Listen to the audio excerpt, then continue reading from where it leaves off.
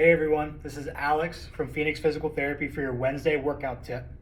Now, last time I talked a little bit about lower back flexibility and how we can achieve more motion that we may tend to lose as we age or as we're more active with different things around the house or at work. Now, one thing we want to make sure is that whenever we start stretching an area, we want to reinforce that area by strengthening the muscles that may not be working as best as they could. So oftentimes for the lower back pain leads to a lot of stiffness, tightness, and that will actually inhibit and turn off the abdominal muscles. Not always the six pack that most people think of, but more so those deeper layers.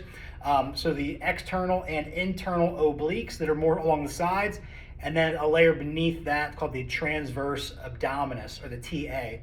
So a good way to recruit that TA is just a simple abdominal bracing exercise where you want to think about that belly button being pulled in, up, and that's going to help to engage that transverse abdominis.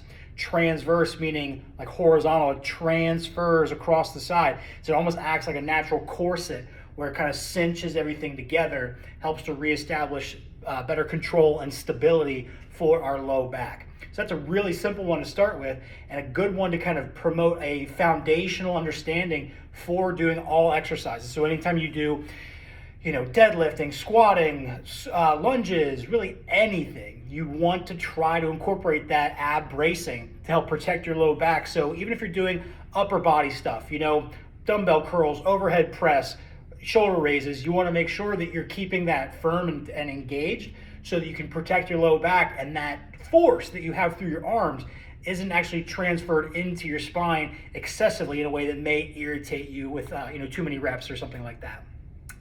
In addition to that ab bracing, another one of my favorites is a pelvic tilt.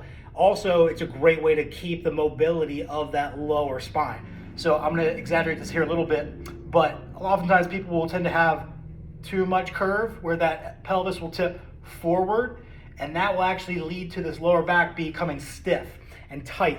And because of the way the pelvis tilts, the hip flexors will get tight. So you've got tight, tight. Now the opposites, glutes, core, become weak. So we call that lower crossed syndrome. That leads to this chronic lower back pain, chronic hip pain. So some simple ways to address that is just a pelvic tilt where you're here, and then you would tuck that pelvis back, or think tailbone to the floor. And that will help to, again, loosen up that lower back a little bit. It engages the lower abdominals and it helps to reestablish better stability of that lower back. If you guys have any questions, don't hesitate to reach out to me.